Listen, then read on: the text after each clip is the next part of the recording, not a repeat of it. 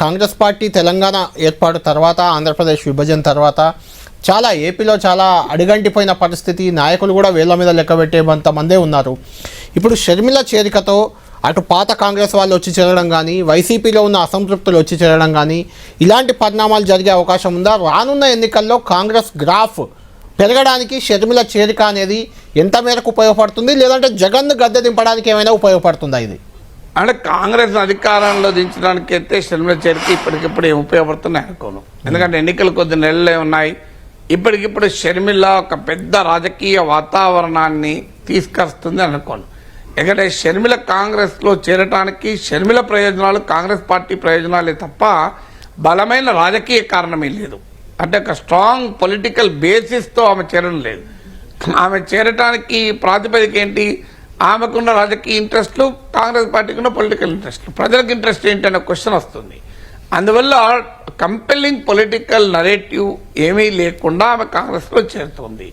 ఆ compelling political నరేటివ్ను build చేయగలగాలి.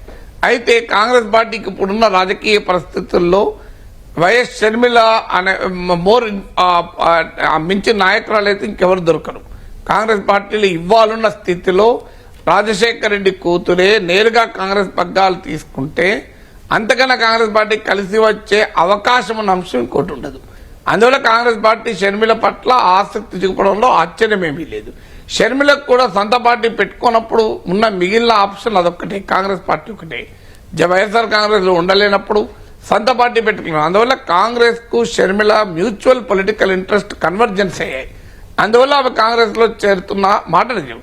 అయితే ఇప్పటికిప్పుడు ఆమె వైసీపీలో అసంతృప్తిగా ఉన్న నేతలు ఇలాంటి వాళ్ళకి సహజంగానే ఒక వేదిక దొరుకుతుంది. కానీ పెద్ద ఎత్తున వైసీపీ నుంచి పోలో అనుకుంటూ ఓ వర్గం వచ్చి కాంగ్రెస్లో చేరడమో, పాత కాంగ్రెస్ వాదులంతా ఏకీకరణ కావడమో అంత సులభమే కాదు అది.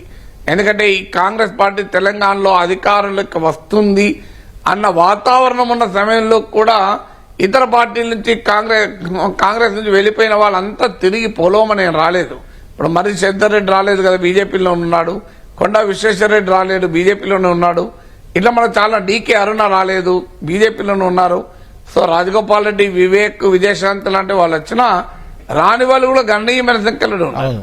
అలాంటప్పుడు ఆంధ్రప్రదేశ్లో కాంగ్రెస్ వాదులంతా వచ్చి షర్మిల నాయకత్వంలో కాంగ్రెస్ లో చేరుతారనే అవకాశమే లేదు. అయితే ఎంతో కొంత ఓటింగ్ ను పెంచుకోగలిగితే మాత్రం అది చాలా సిగ్నిఫికెంట్ ఇంపాక్ట్ ఆంధ్రప్రదేశ్ రాజకీయాలపైన పడుతుంది.